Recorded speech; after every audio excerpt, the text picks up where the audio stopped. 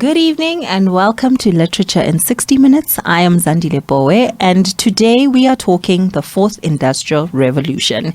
It's important for the youth of our country to have an understanding of the era that we find ourselves in and to know how they are going to participate in order to unlock the opportunities that lie in the fourth industrial revolution. I am talking to Disetso Maloma. He is the author of The Fourth Industrial Revolution and Innovation. It's a collection of essays, and he will just be unpacking the subject of this industrial revolution because we're hearing a lot about it here and there, but there isn't really a lot of collective understanding as to what it means in terms of application for young people in our country. And I'm looking forward to that interview, and it's coming up right after the break. Zoe Live Radio, the abundant life experience. Bringing them up in the ways of the Lord. Family friendly. Are you ready? Zoe Live Radio, the abundant life experience.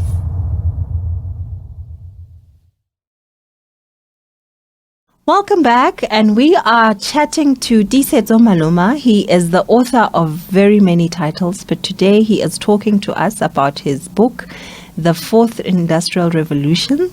And I'm looking forward to our discussion because the youth is living in an era where technology is the order of the day, and they need to be able to leverage that technology in order to change the lives of many people, not just themselves. And using that technology to implement and effect change on our continent would mean that we get to advance in the industrial revolution that is upon us. So, Disetso, thank you so much for joining us. Welcome to the show.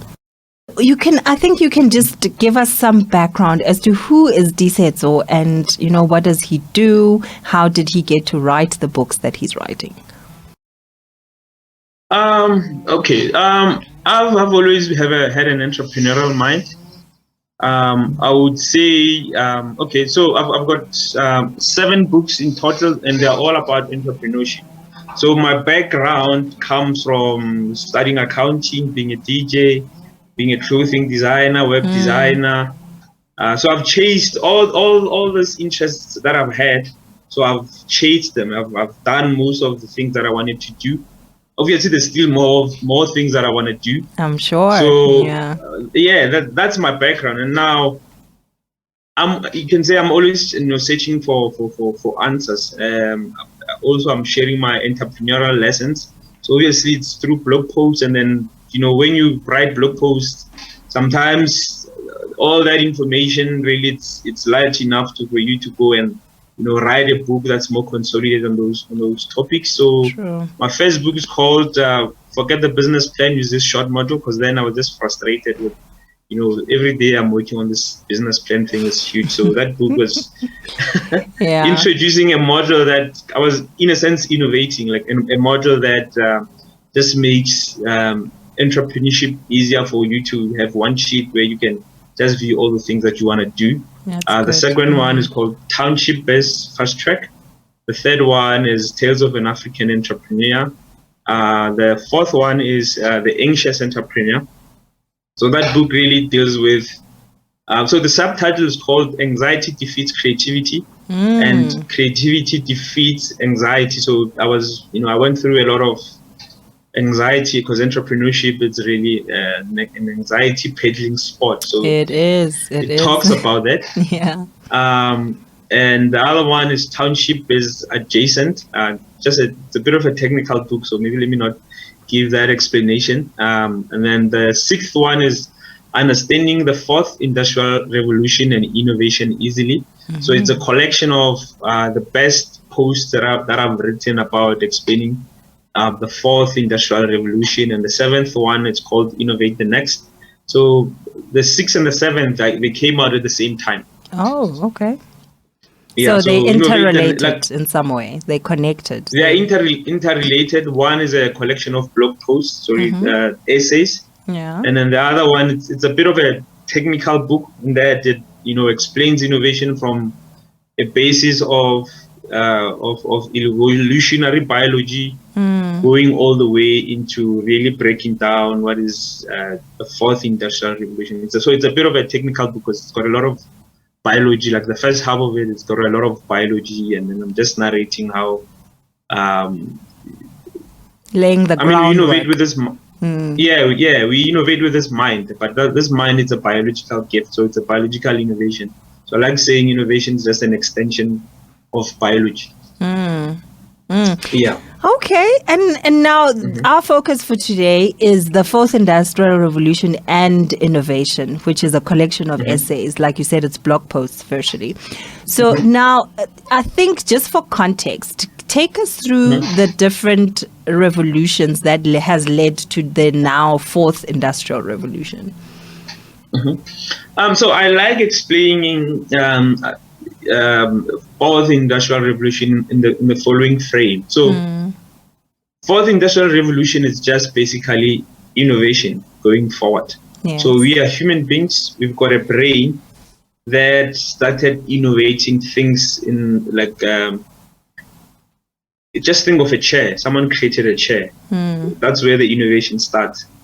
From that chair, someone taking a wheel and a chair, mixing them together, becoming a wheelchair.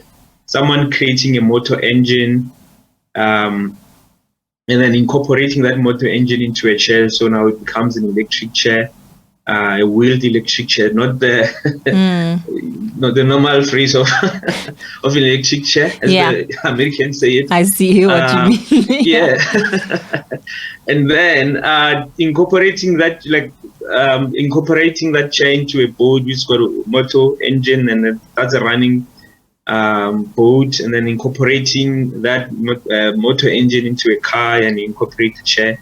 So with this frame, I'm saying innovation is a stack. It's always we're staking them up to create things that didn't exist before. Yeah. Even the frame of the fourth industrial revolution is just innovation. It's a description of an era, but how we got to the fourth industrial revolution is that there was the third, there was the second, there was the first. So even though we say, when we say industrial revolution, we just say they affect how, because it's like how industry does things, right? Yes. But there were many other, you could say, revolutions. Fire, there was a fire revolution, meaning human beings at some point didn't know how to start a fire. So now there was a point where we could start that fire. And then with that fire, we did so many other things. For example, mining of gold, steel, because you need fire to melt those things. Yes. That fire revolution really also affected the steam engine. Again, also it uses fire. Electricity also, there's a fire element. So you can just see that one thing pushes the next thing to happen, Now, when we say the first industrial revolution, again, it was just innovation had been pushed to whatever stance that it was in that era. I think it's more of a political term of explaining an era wherein humanity was getting into mechanization. Yeah. The second industrial revolution is really where they were fiddling with electricity. Again, I said fire revolution. We needed fire we still do use fire to produce electricity.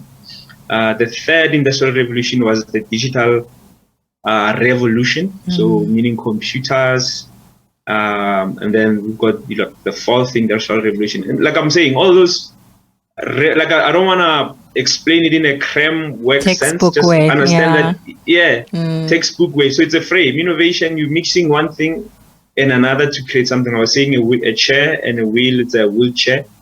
You're mixing internet with banking. It's internet banking. So innovation works in that frame. So whenever a new innovation is created, like the internet was, you could mix it with another innovation, which is banking, becomes internet banking. Yes. Even this fourth industrial revolution, again, it's like that. You can always mix, you could say 3D printing. 3D printing is that it also fuses WhatsApp. Sometimes there's an element of internet there, or there's an element of, you can send some, like just simply, literally just sending an email to someone to do, a CAD design of whatever thing that you want to manufacture, 3D printing, and then them sending it back to you. Again, it incorporates internet, that whole process. Yes. So, it's really that innovation is just accumulative staking of things. You're merging things. You're merging them to create something new. Another example, maybe it's you're mixing internet with video. Internet, the innovation for that, they started tinkering with it in the 60s. Video had been there even before then. So when you're mixing them, you get video streaming. Yes. That's what YouTube became, and YouTube had competitors. Sorry, in that era. So innovation is just a step of things. So even the fifth industrial revolution, when it comes, it'll also just be a stack of things to create something that didn't exist before. It was a long stretch. It was, and I appreciate you expounding on it, because people need to get an understanding, because a lot of the time you would find that somebody understands something conceptually, but there isn't application in what they're understanding. So I understand it as a concept, but how does it apply to me? How does it apply to Zodwa, the 16-year-old in Mamelodi, who's trying to understand how they fit in this whole big bubble called the Fourth Industrial Revolution? So the other day, I think on June 16th, I was giving a talk to a group of young people, and also I was just breaking down how innovation works. So I've got a workshop series that I usually do called it is the cheapest and easiest time to be an innovator and entrepreneur. So in context of how does it apply to young people,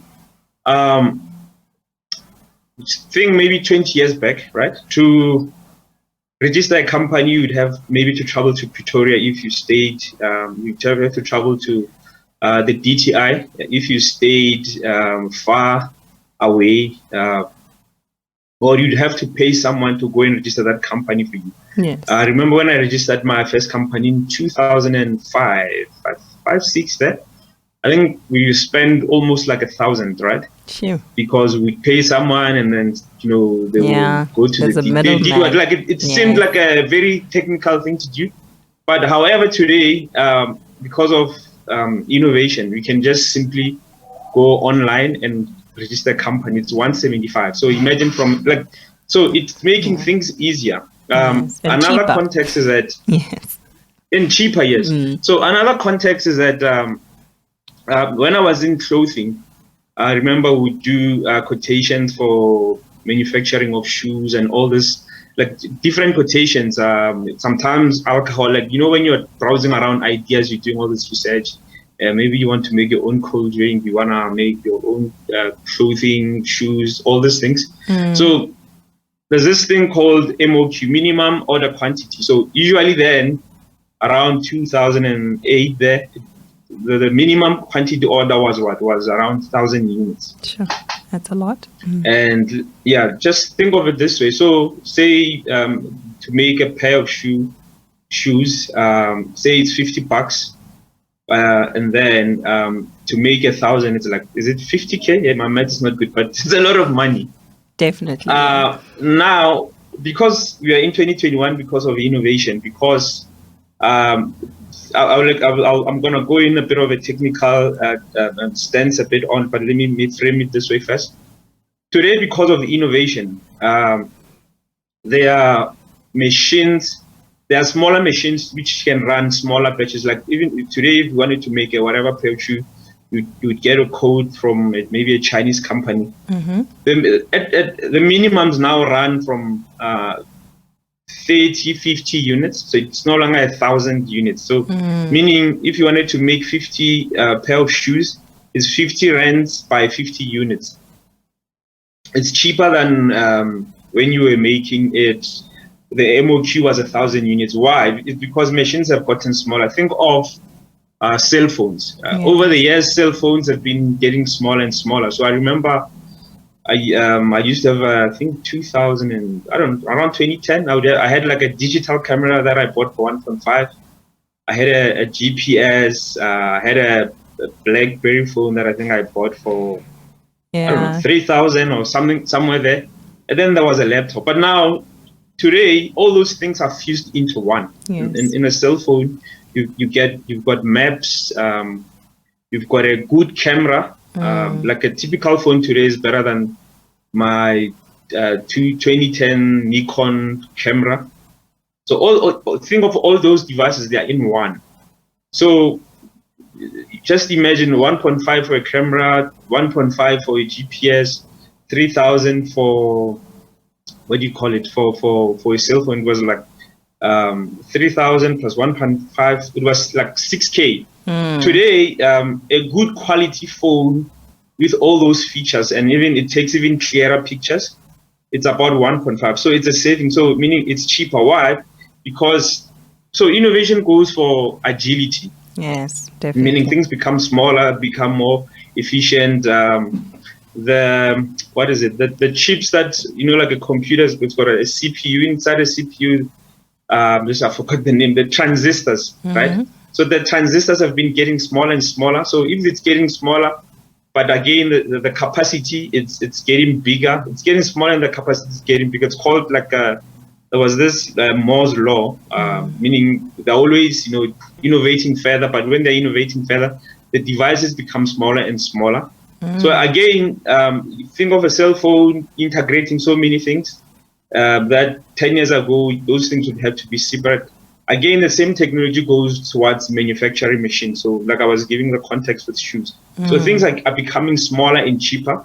So it allows us to get into any business that we want today. So it's cheaper today to get into certain businesses that years ago we needed thousands and thousands of money to go manufacture them. So again, what it means is that it's like I was saying, it's the cheapest and easiest time to be an innovator. All this different equipment, transistors, all these things, it's easier today to purchase them and create whatever innovation you want. Even many businesses relatively, they are cheaper. To make a website in, I think, 82,000, I think in South Africa it would have cost you around 200,000. Sure. So today, to make a website, it's like what? It's literally free, or you probably just be paying for hosting. There's WordPress, which has got many templates. So innovation moves in that realm. Things become cheaper, it becomes easier. So that's the context of young people should know that innovation is making, or rather, fourth industrial revolution is making things easier and cheaper to really start whatever business you want or to be an innovator. Even YouTube has got thousands of hours of different topics that you can learn on. Now you can even go and learn how to fix a car just on YouTube. So you're only spending data. You can learn how to do coding online. So many free things. So the context of the fourth industrial revolution is that things are cheaper. Let me maybe throw just one more example. If you want to say make toys today, yes, back then, like, you'd have to go make a mold, like a plastic. It's I see. It's a mold. And then that mold, again, it's expensive. Even when you manufacture, it's got like minimum order quantities of like thousands or something there. But today, there's 3D printing, which can help make you that prototype. And most universities have got these 3D printers. Sometimes you can pay, because there are people who hire out their 3D printers. But again, in universities, there are a lot of 3D printers. You can always go to these organizations, and it's cheaper now to make a prototype of the many things that you wanted because of the innovation. 3D printing has really advanced. You can do a 3D print of whatever thing that you want to do, maybe a prototype. So it's easier to start today. Unlike, that's what innovation brings. That's what the fourth industrial revolution brings. The fifth industrial revolution will also bring that ease of making things possible. It's cheaper. But now, what's most important for me, what about what you were talking about, is accessibility. So yes, what you are basically saying is that with this industrial revolution comes innovation, comes change, but also things are becoming more agile, but that means they're more accessible. So with this accessibility, I mean, we have online courses for days. You were talking about YouTube now and how you can learn virtually everything now on YouTube. Do you feel that our youth, considering our history, the statistics that we have in the country, I mean, we are now at 74% unemployment rate for the youth. So how can that accessibility translate into the youth of this country going into that maker space, of participating in this economy and making sure that they are getting involved and they are learning and participating in a way that economically enables them to come out of the dire situation that we find ourselves in? That's I get asked that question quite a lot. I think that's a hard one. So maybe it's okay. How do we maybe become better teachers? Because I believe what I do is more in a sense teaching. How do I take the information to the youth? So it's the innovation is on one side, people are on another side. But then how do we make sure people go towards it? Like I'm saying, for me, it's a bit of a hard one.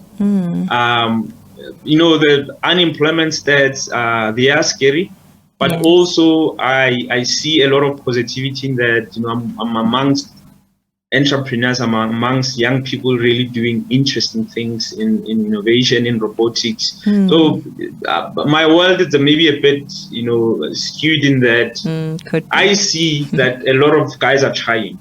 But again, that trying is entrepreneurship. It's hard. So like I'm saying, it's a bit of a hard one. Like it's got so many variables to it. But yeah, for my work really is just to get the information out there to people. There are others who are doing that, but I think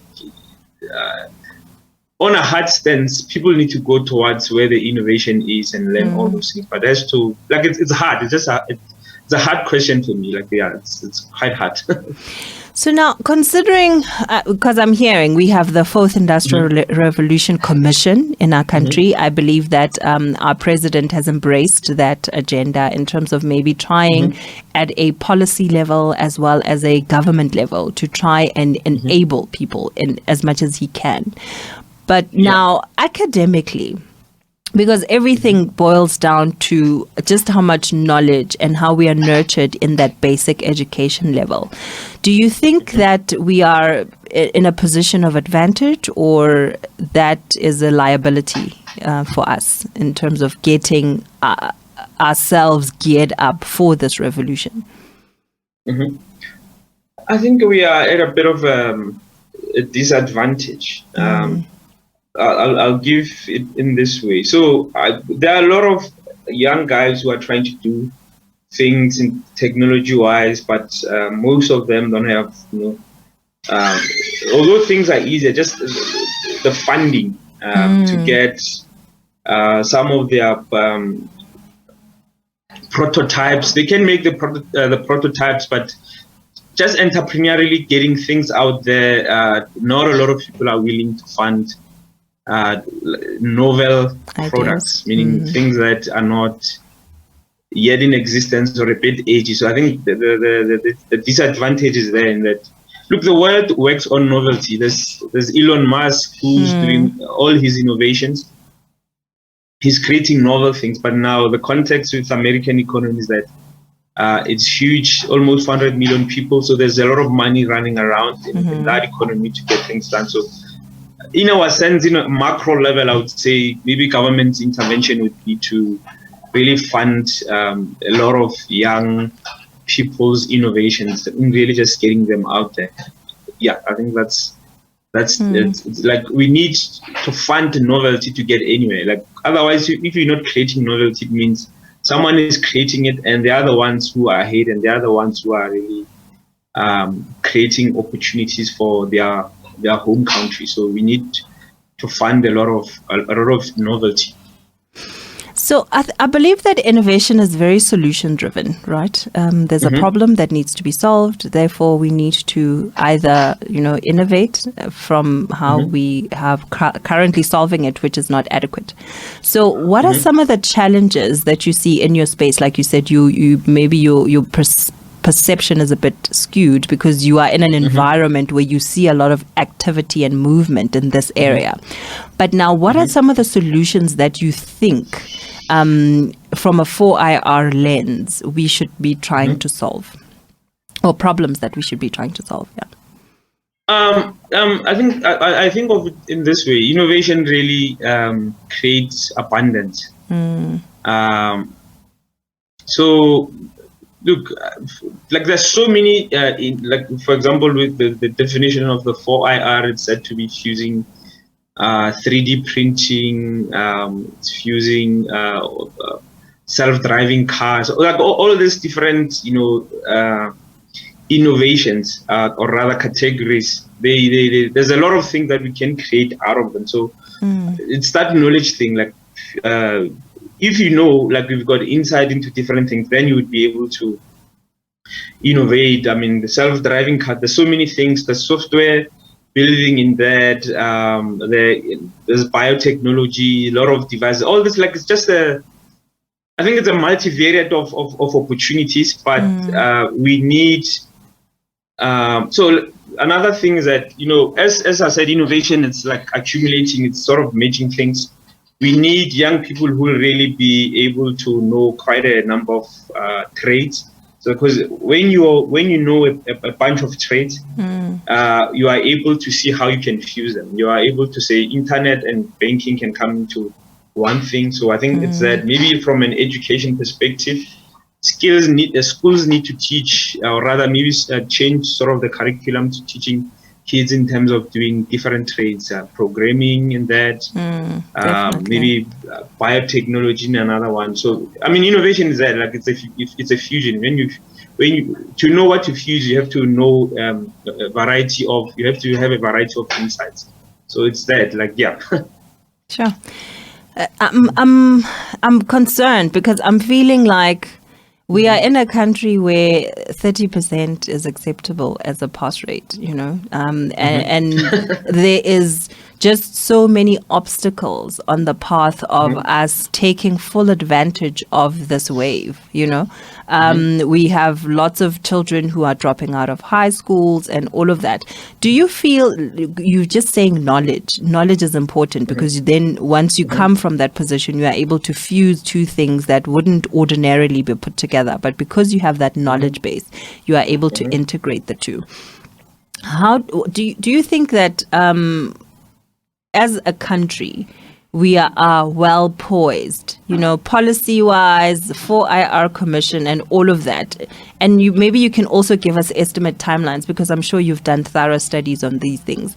What does it look like our, either catch up or gap closure period is going to be? Yeah, that's also a difficult one to estimate. So okay, let me. So I in high school I was doing commercial subjects. After matric, I went to study accounting. Yes. But what I would say is that after matric, although I did accounting, I did English, I did all those subjects. I wasn't really equipped. Meaning I needed further education in accounting. Even after doing a diploma in accounting, I still needed further I still had like internship to really say be an accountant. Now what I'm mentioning is that our education system, because a lot of kids are dropping out, so it would be better maybe if they are taught trades, unlike like there's a fusion of trades. It goes back to that having insight into different things. So maybe there's motor mechanic, there's programming, there's maybe photography, so that even after matric, you are able to go and work if working is what you want to do. So the way I see the education system is that after matric, you still need further studying. After studying, you still need further internship. So I think maybe the education needs to be fused with a lot of trades, so that even after matric, even if you're not going straight away to school, but you are able to fix a car, meaning you can make money for yourself. So I think it needs that from a policy perspective, from an education perspective. Trades need to be introduced into schools. But now only a few people will be entrepreneurs and create jobs. So what I'm saying is that if people have a lot of trades from a high school level, and they're not only doing motor mechanic, they're doing programming, because all these things, again, a car it runs on a motor engine, but then again it's got some programming. So again, it helps a person have an insight, but also they can actually make money from the get-go after matric. If they want to go to school, they can pursue an entrepreneurship venture, because they've got the skill to provide something that will, be. They've got competence. People like saying competence gets compensated. So from that perspective, but also in a society, entrepreneurs is always a pool of small, few people. So I was saying with the education system, if maybe it's skewed like that, because entrepreneurs, again, they are also fusers. They fuse things. They take this and that and make create whatever product. So maybe from an education perspective, if you can get that right, the pool of people who are entrepreneurial will be larger than what it is today. So in terms of timeline, that's hard to estimate. It's very hard to estimate. But I mean, when you graduate from our school, you're around 17, 18. Yes. So all these things really go with generation to generation. We've had to change the education system. Probably it will take maybe 10 years to kick in. But then if you do shorter courses, it's like maybe in 2 years, studying motor mechanic in high school. By the time you finish high school, you've got several trades, and then at least maybe it reduces the gap in how we see transformation, broadly in society. You touched on the world of work. So our world of work is changing. Coronavirus also bringing a new shift into the dynamic. So now, what does the world of work look like in the fourth industrial revolution, so that those who do not know can get a mental picture that what we are doing today in terms of what we call work and how we execute our work, how is it going to change, or how is it likely to change? I'm not so much scared in like the world of work changing. Sometimes we like to, usually people would say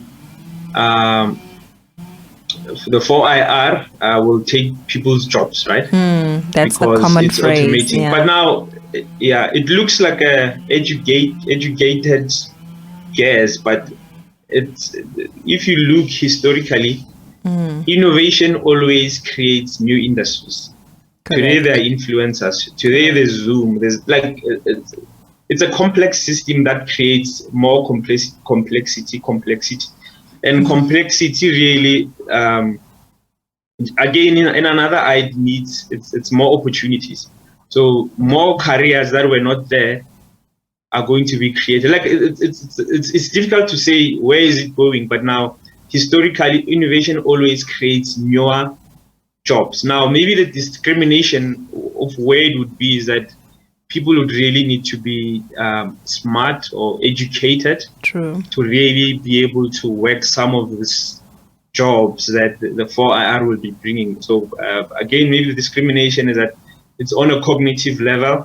If you dropped out of school and you didn't do sort of a trade, or didn't develop any skill that would really make money for you, like something that people need. People always need their cars to be fixed. People That's will true. always need clothes. They'll always you need to have a skill that will allow you to work within all this complexity that I was explaining that maybe education it's the discrimination that the world of work will exclude those who haven't developed themselves educationally. So maybe that's where the complexity is becoming, like the programming, all these things. People would need to really have skills to operate within this whole complexity of the 4IR. So the scary part is that if a larger percentage of our youth is not getting educated, that's a I think that's got some dire consequences. Because I think with that, then it delays our entire development as a nation and even as a region in Africa. Because I believe that this is not only the case for us; it's a problem that's continentally. So now I want to delve into, I think it's your greed economy, correct, in your book that you reference. Can we talk about that? Okay, so I did I devised a pyramid I call the human greed pyramid. People who are listening, they can quickly go on Google, just Google human greed pyramid. So I explain it in this way. At the bottom of the pyramid, it's nature. Yes. Nature includes people. And then the second layer of the pyramid going up, it's human behavioral inclinations. I call it human behavioral inclinations. What I mean by that is that human beings have got inclinations. Hunger is an inclination. Love is an inclination. Belonging is an inclination. Those things are there biologically. The third layer after human behavioral inclination is cognitive function. Functional cognition. So functional cognition works in this way. So as kids, we would love sweets, but we didn't know that money buys sweets. But then as soon as we learn that we need money to go buy sweets, we would ask our elders for money to go buy sweets. Sometimes a kid would even ask, I need 100 rands to go buy sweets. They don't really understand, calculations and value of money, but they just know that they love those sweet things. So it's functionally they understand what money can buy them because they want sweets, right? I'll come back to that. And so the fourth layer is culture. I define culture as everything that we do. Religion is culture. Banking is culture. Everything that we do is culture. So the other layer after culture is enterprising innovation. Enterprising innovators are those people who run culture. They run religion. It's the priests, it's the bankers, it's the people who own all these businesses. And at the top layer of the pyramid is novel innovation. So novel innovation is where novelty is introduced to society. It's where a chair was first introduced. It's where baking muffins was first introduced. Because everything at some point has to get introduced or has to be created. Now, the novel innovators, the likes of Elon Musk and all these entrepreneurs creating things that were not there. Yes. Every novel innovation, for it to be successful, right, it has to mirror human inclinations. If it's sweet, biologically it's said that we evolved into loving sweet. So biological sweets have got an effect on us. So every other innovation, for it to work, it has to mirror human behavioral inclinations. And people have to cognitively understand it. They don't have to understand, like I was saying with money, you don't need to understand what is fiat money, because now it's due to Bitcoin. Now for a lot of us, we were hearing for the first time that there's our currency is called fiat, but we didn't really understand what it is. But we just knew it's money. It can get me food. I can take care of my family with this money. So all these innovations that get created, they have to mirror human behavioral inclinations for them to be successful. And then when they're successful or they're being used in society, they are part of the culture. So every innovation has to mirror people's inclinations, cognitively they have to understand how it functions and how it benefits them. You can think of drugs, right? Drugs are bad, but somehow behaviorally, biologically, they mirror people's inclinations. That's true. Hence, people always go to them. So whether it's something that we call it good or we call it bad, as long as it's being used in society, it means it mirrors our human behavioral inclinations. All these other innovations you can think of, I'm not in mining, I don't really care about mining, but mining, what it does, that it mines steel. When you build a house, you need that steel window. Directly, you don't have to understand what's the benefit to it, but we all understand that a house has to have a window. Yes. If steel it's frames. a beautiful window, aesthetically, it fulfills your inclinations, your inclination for aesthetics. So that's where I sort of devise how the world works, or rather, who runs the world. The innovators introduce the useful things for us. Those things get successful. For them to get successful, they have to mirror our behavioral inclinations. Functionally, we have to understand what we can get out of them. Think of maybe, say, a dating. The person doesn't really need to understand what is this, but because maybe they're looking for love, they'll figure out a way to use it. So, because it's an innovation, it can get them something. So meaning it mirrors their behavioral inclination biologically somehow. Like there's always a way. Everything that we see today in the world that we use and is successful, it's because at a certain level it mirrors our inclinations, even if it's emotionally. Sometimes, obviously, we have to eat food to survive, so that's also part of our inclination. So the pyramid really just sort of describes how society functions.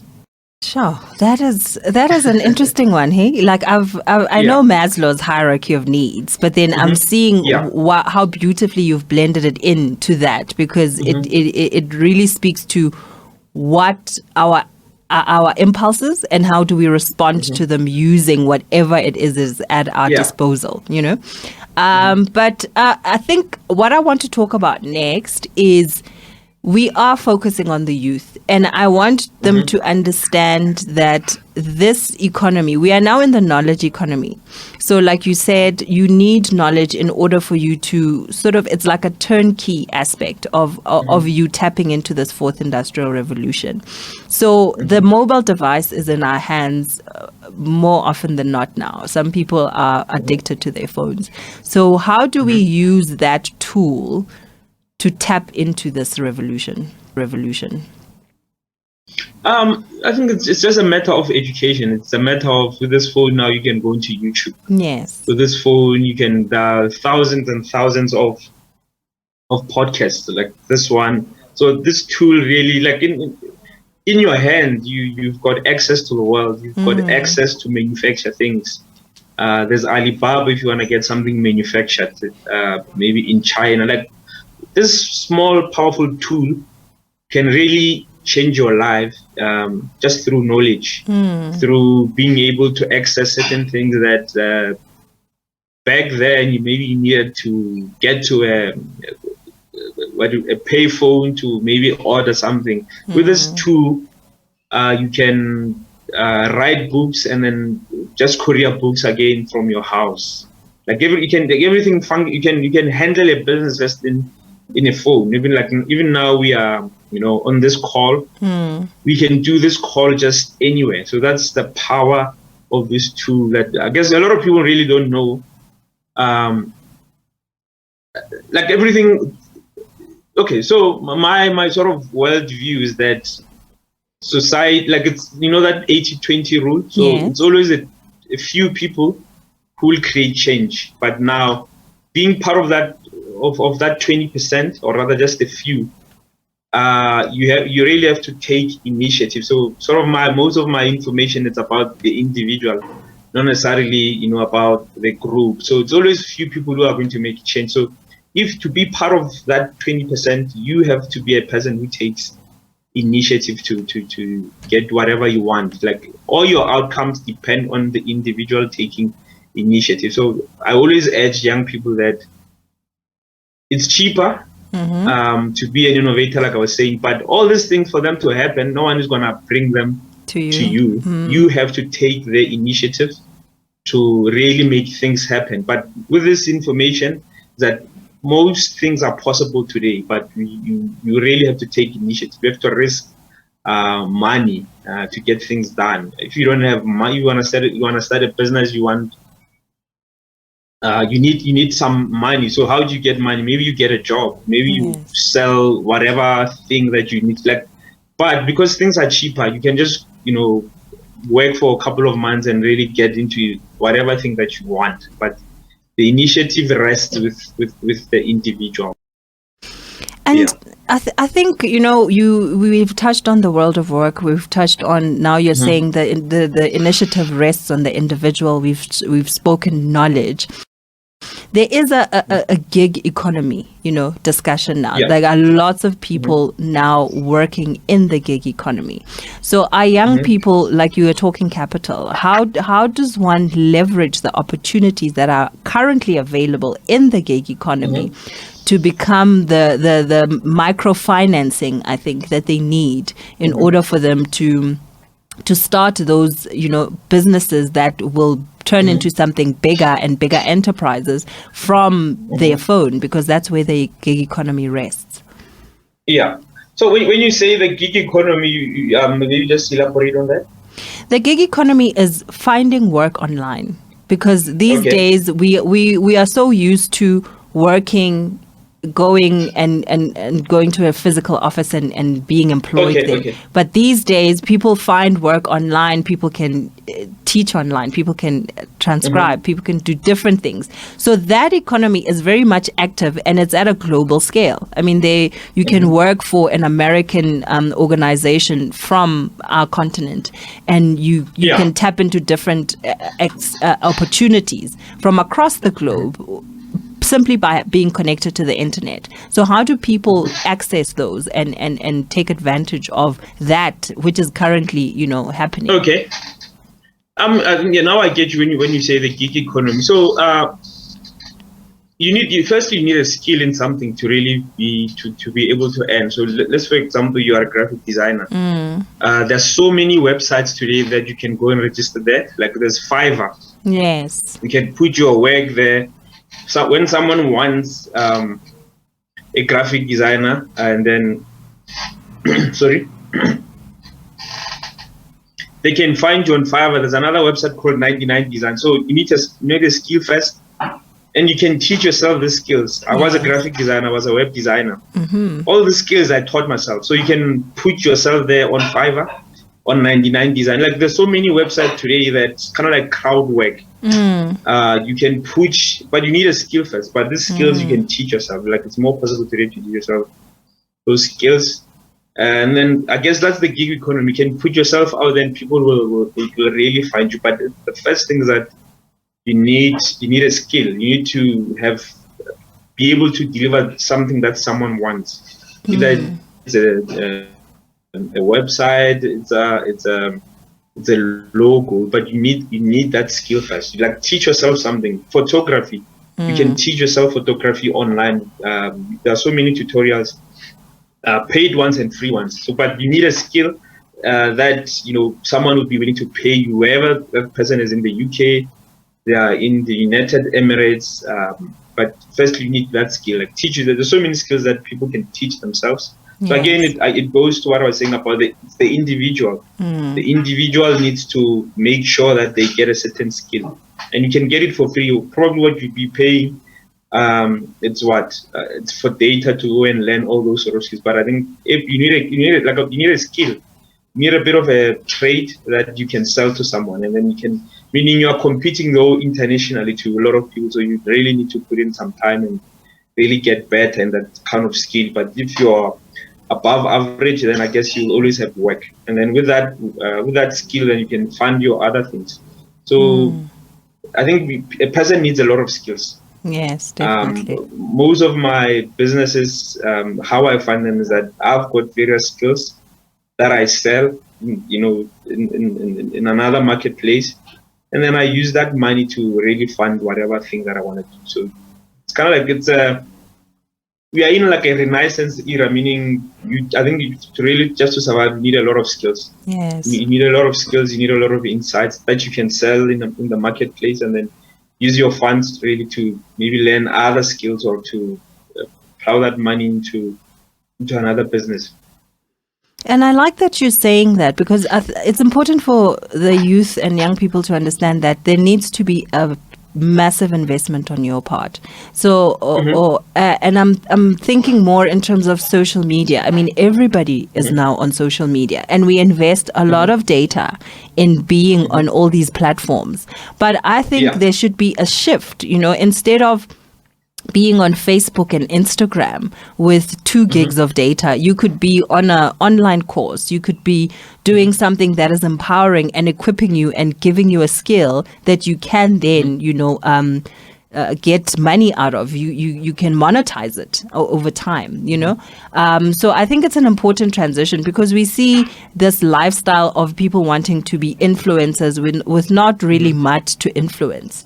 And I think there needs to be a shift from that, and people understanding that, yes, we can have 1, 2, 3, 5 people that are famous for nothing, but most importantly, we need to have a bigger pool of people who are skilled and dedicated into participating in this economy, and making sure that they make the relevant investments in themselves as individuals in order to be able to take advantage of this. But I think, any parting shots from your side into what advice would you give to a young person in South Africa today who needs to gear themselves up for IR? I think take matters in your own hands. Make sure that every year you are teaching yourself something. Like, teach yourself a skill, like pursue your interest. But then to pursue your interest, the reality is that you need a bit of cash there and there. Yes. So work out a way to earn yourself an income. So don't be ashamed of getting a job in retail. Do something, like just take initiative and pay your way forward. Because I said, things are cheaper today. So you can learn that there are thousands of courses online. You can learn many things, but you'd have to fund them, or you have to put effort into it. So for me, the advice is individually, like, you are the individual, take matters in your own hands and teach yourself a lot of skills. So not just one skill, but a lot of skills, because it gives you opportunity to also kind of like sort of see around the corners where other people can't see. And then it gives you an opportunity to compete globally. You can design a logo for someone who's in the UK, like I was saying. So take matters into your own hands, but also don't be afraid to pursue your interests. If you've got maybe clothing design is your interest, go and do it, because in doing it, you'll not only be learning one skill, you'll be learning marketing, you'll be learning other soft skill like negotiation. Like, you'll just be improving yourself. So you'll be able to put something on your CV if you want to get not only a job, like if you want to get a certain position, like you're equipping yourself. Like, pursuing entrepreneurship gives you a lot of technical skills and a lot of soft skills. So it just makes you a thorough person. So I was making an observation the other day, like I was just talking with my friends, that we all run startups, right? So all of them want the agreement that whenever we want to hire someone, we need someone who can do 100 things. Again, they understand graphics. They understand, must be multifaceted. So because really a business does all those. You're doing social media, you're doing you're writing. So I'm saying also write. What I'm saying is that also learn a lot of skills, like develop yourself in many ways. So that also gives you an advantage to get into the door, because you can do many things. Sure. Okay. And people, like, this economy wants people to. It wants people who are multifaceted, like we're saying. Okay, so now people can get to know how they can get a hold of your books, how they can get a hold of you if someone wants to take this discussion further. Sure. So I'm on all social media. It's Disetso Maloma, Instagram, Twitter, Facebook. The books are available on my website. It's disetsomaloma.com. And also they are available in all the bookstores nationwide. If you can't find it on the shelves, just approach the counter.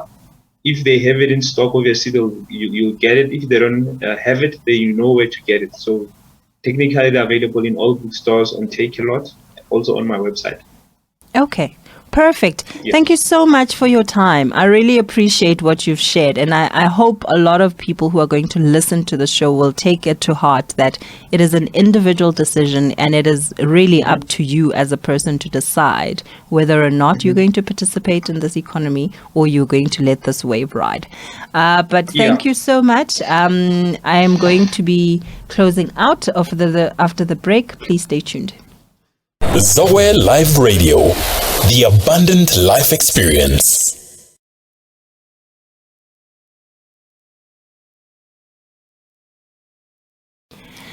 Wow, welcome back. I hope that as a young person who has listened to what Disetso has had to say, are taking it to heart and are going to take it seriously. I love the advice that he gave us about it being an individual responsibility for us to take this economy and take full advantage of the fourth industrial revolution. So every young person out there is a massive, massive opportunity online, offline. You can start your own business. You can go into the world of work. However, you need to understand how you need to be equipped in order for you to be effective in that space. So thank you so much for joining us for today. I look forward to chatting to you again next week. We are going to have yet another exciting author chatting to us next week. Until then, have a fruitful week and I will catch you next week.